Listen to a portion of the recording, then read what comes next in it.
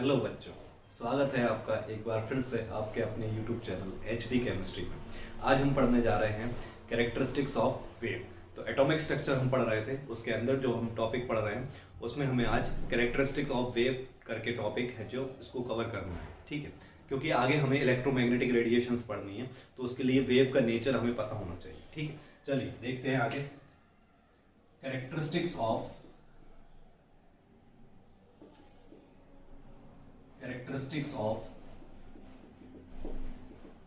Wave. तो wave के बारे में हमें जानना है। वेव के बारे में हमें क्या चीज जाननी है? तो वेव के बारे में हमें सबसे पहले जानना है वेव का वेवलेंथ क्या होता है, वेव का एम्पलीट्यूड क्या होता है, वेव का टाइम पीरियड क्या होता है, फ्रीक्वेंसी क्या होता है, ये सब चीजें हमें पता होना चाहिए, ठीक है। तो सबसे पहले हम वेव देखते हैं। वेव कैसा दिखता है? तो वेव इस तरह से दिखता है आपको, इस तरह से वेव होती है, ठीक है। इस तरह से वेव होती है,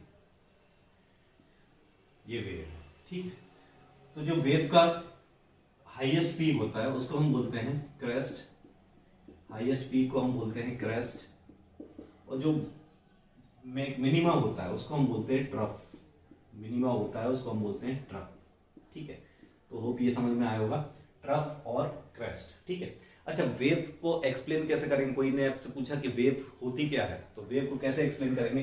तो wave is a mode of energy transfer from one place to another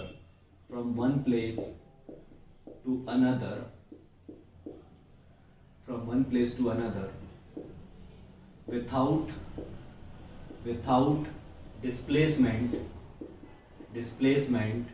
of matter। मतलब एक जगह से दूसरी जगह तक अगर हमें एनर्जी का ट्रांसमिशन करना है, मान लो इस पॉइंट से इस पॉइंट तक एनर्जी का ट्रांसमिशन करना है, तो मुझे मैटर को मूव कराने की जरूरत नहीं है, मैं उसको वेव के फॉर्म में एनर्जी को क्या कर सकता हूँ, ट्रांसफर कर सकता हूँ, ठीक है। तो इस फॉर्म से इस फॉर्म तक हमें एनर्जी ट्रांसफर करना है, तो हम वेव के फॉर्म में एनर्जी को ट्रांसफर कर सकते हैं, हमें मैटर के डिस्प्लेसमेंट की जरूरत नहीं है।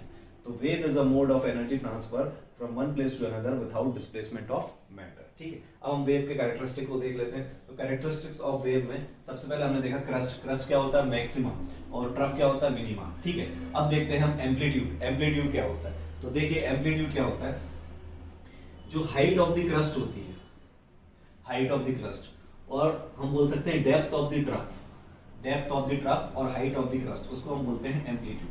तो अगर हम एम्पलीट्यूड को एक्सप्लेन करें तो amplitude is the height of the crest और depth of trough, height of crest और डेप्थ ऑफ ट्रफ, है ना। तो इसको हम बोलते हैं एम्पलीट्यूड, ठीक है। ये हाइट ऑफ क्रस्ट या डेप्थ ऑफ ट्रफ को क्या बोलते हैं, एम्पलीट्यूड बोलते हैं। तो इसको भी हम क्या बोलते हैं, एम्पलीट्यूड बोलते हैं, ठीक है। नेक्स्ट आता है वेवलेंथ। तो वेवलेंथ क्या होता है? Wavelength it is the distance between two consecutive crest और टू consecutive ट्रफ। तो दो consecutive crest और दो consecutive ट्रफ के बीच के डिस्टेंस को हम क्या बोलते हैं, वेवलेंथ बोलते हैं। क्या बोलते हैं, वेवलेंथ। तो अगर हम देखें यहाँ पर, तो ये पॉइंट से ये पॉइंट तक का डिस्टेंस, ये पॉइंट से ये पॉइंट तक का डिस्टेंस क्या कहलाता है, वेवलेंथ कहलाता है। या हम बोल सकते हैं दो ट्रफ के बीच का डिस्टेंस, ये डिस्टेंस क्या कहलाएगा, वेवलेंथ कहलाएगा। या हम बोल सकते हैं starting point of the wave से end point of the wave तक, starting point of the wave से end point of the wave तक भी क्या होता है, वेवलेंथ होता है। तो इसको हम वेवलेंथ को लैम्डा सिंबल से डिनोट करते हैं, लैम्डा के सिंबल से डिनोट करते हैं वेवलेंथ को, ठीक है। तो wavelength is denoted by lambda, ठीक है।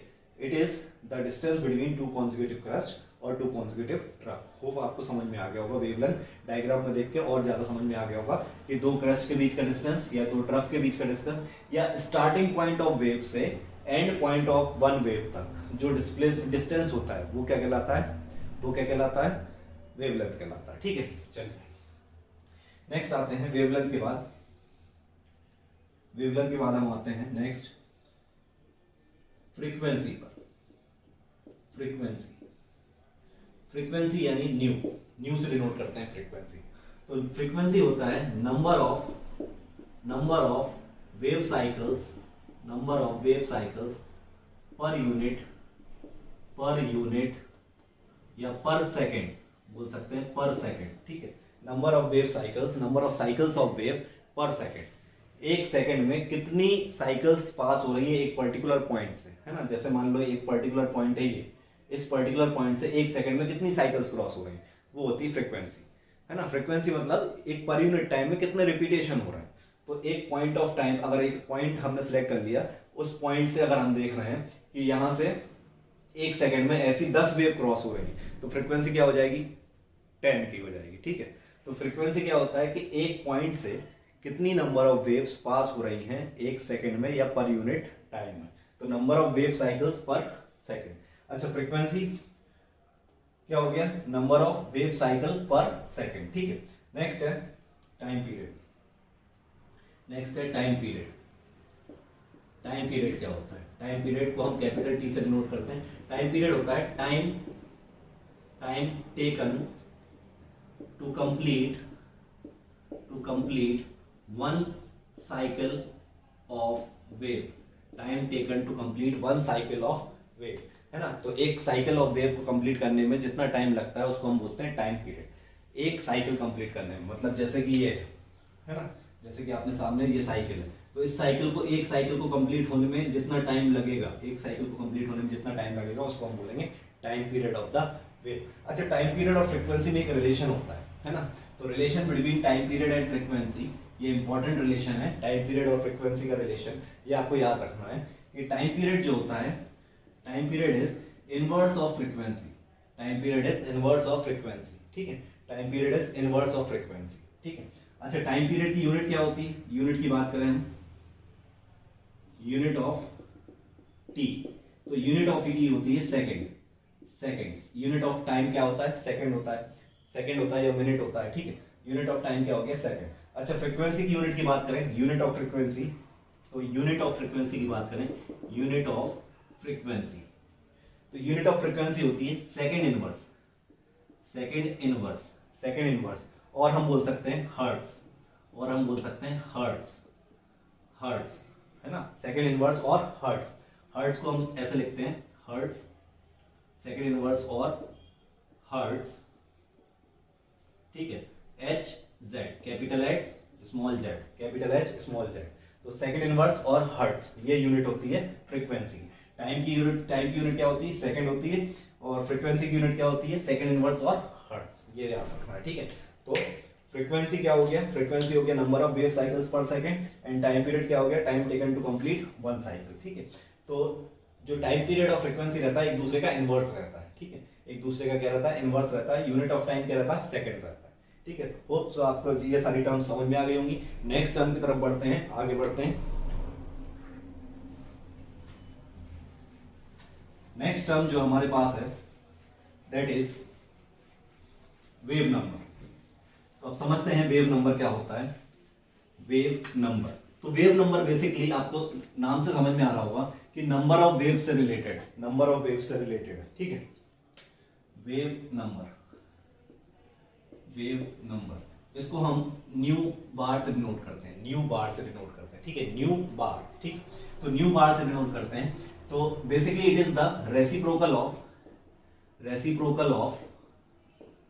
Wavelength, reciprocal of wavelength. ये क्या होता है, रेसिप्रोकल ऑफ वेवलेंथ होता है। तो वेव नंबर को हम लिख सकते हैं 1/λ, वेव नंबर को हम लिख सकते हैं 1/λ से। तो यूनिट ऑफ वेव नंबर क्या हो जाएगा, यूनिट ऑफ वेव नंबर हो जाएगा।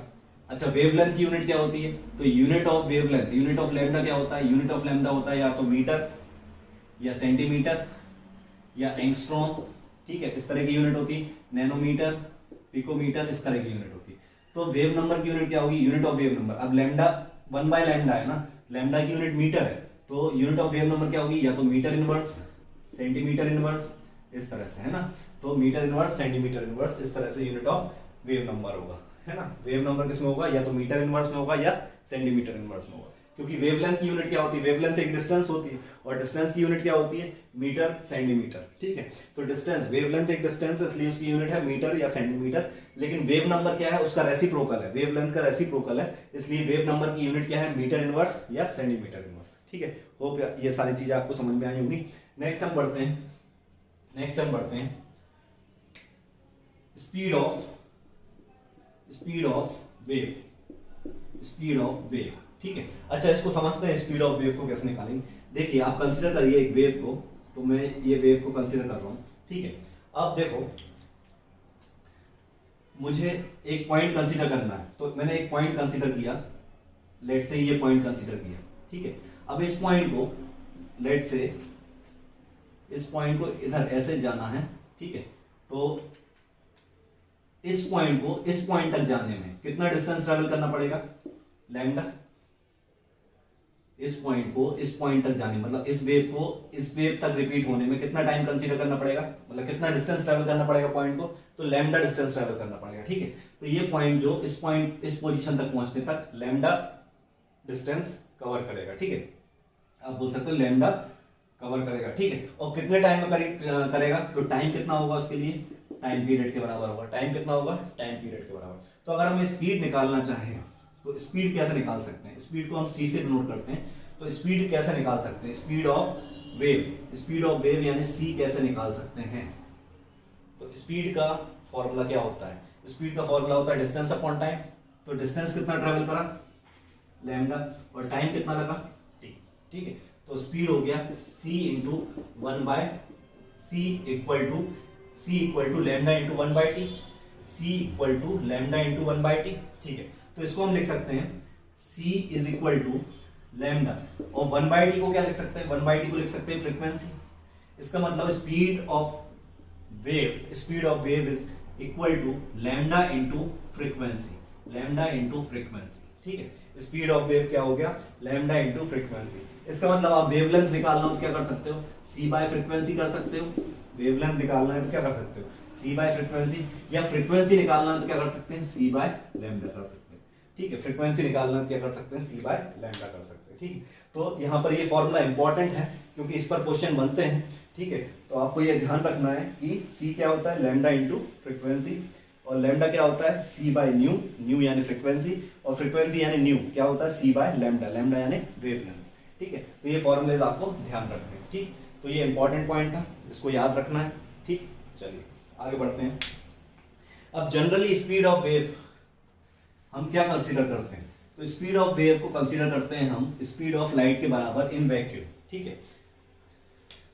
Speed of wave is equal to speed of light in speed of wave in vacuum में अगर कोई वेव ट्रैवल कर रहा है तो उसकी स्पीड को हम स्पीड ऑफ लाइट के बराबर लेते हैं। तो c को जनरली हम कितना लेते हैं, 3 × 10⁸ मीटर पर सेकेंड। तो c को हम लेते हैं, c की वैल्यू क्या लेते हैं, 3 × 10⁸ metre per second, until and unless कोई मीडियम नहीं दिया है। अगर वैक्यूम में है तो हम स्पीड ऑफ वेव को क्या लेंगे, हमेशा c is equal to 3 × 10⁸ metre per second, ठीक है। ये ध्यान रखना है बहुत अच्छे से। तो c की वैल्यू क्या होगी, 3 × 10⁸ मीटर पर सेकेंड। अगर आपको कुछ स्पीड नहीं दी है वेव की तो आप ये वाली स्पीड लोगे। हाँ, अगर क्वेश्चन में कुछ स्पीड दी है वेव की तो आप वो स्पीड कंसीडर करना, ठीक है। जब तक आपको क्वेश्चन में कोई स्पीड नहीं दी है वेव की तो आप ये स्पीड ले सकते हो, ठीक है। चलिए आगे बढ़ते हैं।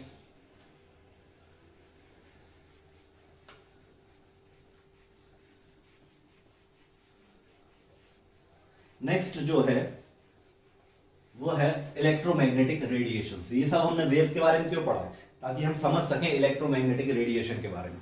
तो हम समझते हैं इलेक्ट्रोमैग्नेटिक रेडिएशन।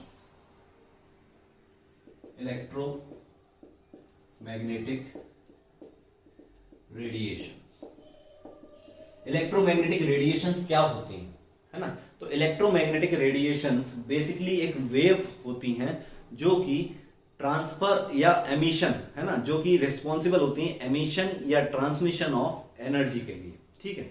तो electromagnetic radiations are the waves which are responsible for emission और ट्रांसमिशन ऑफ एनर्जी, ठीक है। तो इलेक्ट्रोमैग्नेटिक वेव्स या electromagnetic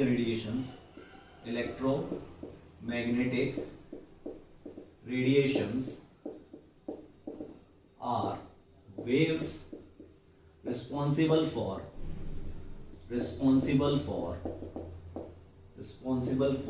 emission or transmission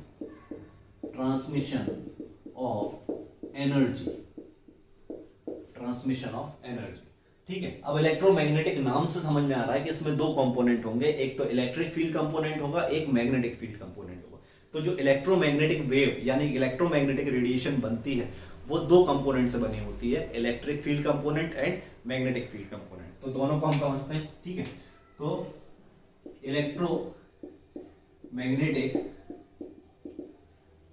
wave is consist of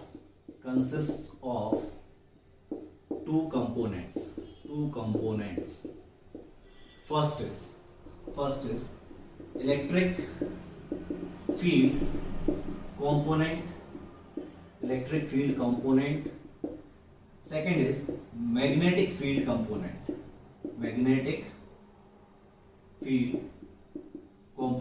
अब ये दोनों एक दूसरे के क्या होते हैं, एक दूसरे के परपेंडिकुलर होते हैं। दोनों कंपोनेंट एक दूसरे के परपेंडिकुलर होते हैं। अभी डायग्राम बनाएंगे, उससे आपको समझ में आएगा कि डायग्रामेटिकली कैसा होता है ये। तो आप एक चीज कंसीडर कीजिए, लेट्स से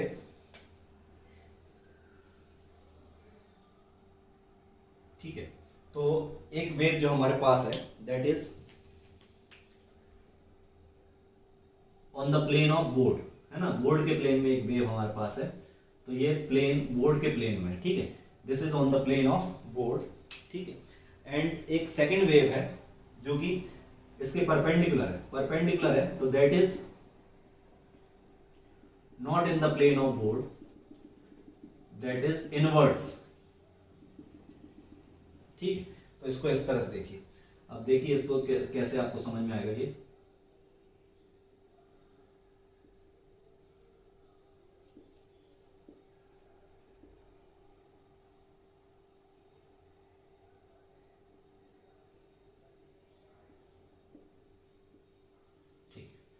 तो थोड़ा सा आप इमेजिन करिए, एक वेव का डायरेक्शन ये है, मतलब वो इस तरह से ट्रेवल कर रही है। ठीक है, एक वेव इस तरह से ट्रेवल कर रही है, समझ में आ रही बात। एक वेव इस तरह से ट्रेवल कर रही है। ठीक है, तो डायरेक्शन किस में है, इस प्लेन में, और दूसरी वेव का डायरेक्शन जो है वो परपेंडिकुलर प्लेन में, मतलब इस प्लेन में। तो वो वेव इस तरह से ट्रेवल कर रही है। ठीक है, इस तरह से ट्रेवल कर रही है। ठीक है, तो एक वेव देखिए, एक वेव परपेंडिकुलर ट्रेवल कर रही है ऐसे, ठीक, और एक वेव इस तरह से ट्रेवल कर रही है। तो दोनों का डायरेक्शन ऑफ प्रोपोगेशन क्या है, म्यूचुअली परपेंडिकुलर है। एक इस प्लेन पे है, इस प्लेन पे ट्रेवल कर रही है, और एक इस प्लेन पे, फ्लोर वाले प्लेन पे ट्रेवल कर रही है। ठीक है, तो इस तरह से दोनों म्यूचुअली परपेंडिकुलर है। तो एक को हम नाम दे देते हैं, जैसे हम इसको नाम दे देते हैं इलेक्ट्रिक फील्ड कंपोनेंट, और दूसरी वाले को हम नाम देते हैं मैग्नेटिक फील्ड कंपोनेंट। एक इलेक्ट्रिक फील्ड कंपोनेंट है, एक मैग्नेटिक फील्ड कंपोनेंट है। अच्छा, इंपॉर्टेंट बात यह है कि बोथ कंपोनेंट्स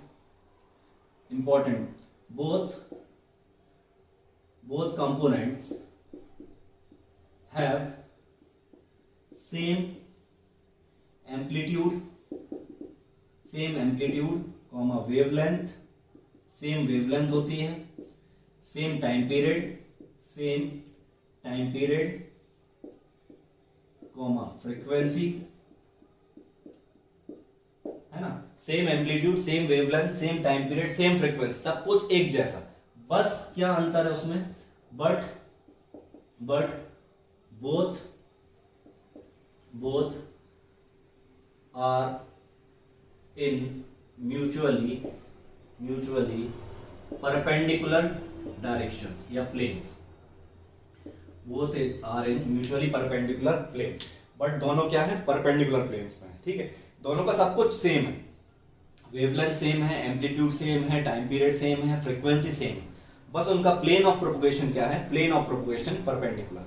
ठीक है, तो एक इस डायरेक्शन में चल रही है और एक इस डायरेक्शन में चल रही है। ठीक है, तो आपको होप समझ में आएगा। तो ये है इलेक्ट्रोमैग्नेटिक रेडिएशन, है ना। इलेक्ट्रोमैग्नेटिक रेडिएशन सिंपली दो कंपोनेंट्स होते हैं इसमें, इलेक्ट्रिक फील्ड कंपोनेंट होता है, मैग्नेटिक फील्ड कंपोनेंट होता है। अच्छा, काम क्या होता है इलेक्ट्रोमैग्नेटिक रेडिएशन में? तो काम होता है एमिशन और ट्रांसमिशन ऑफ एनर्जी, है ना। तो ये एनर्जी को ट्रांसमिट करने के या एमिट करने के काम आते हैं, ठीक है।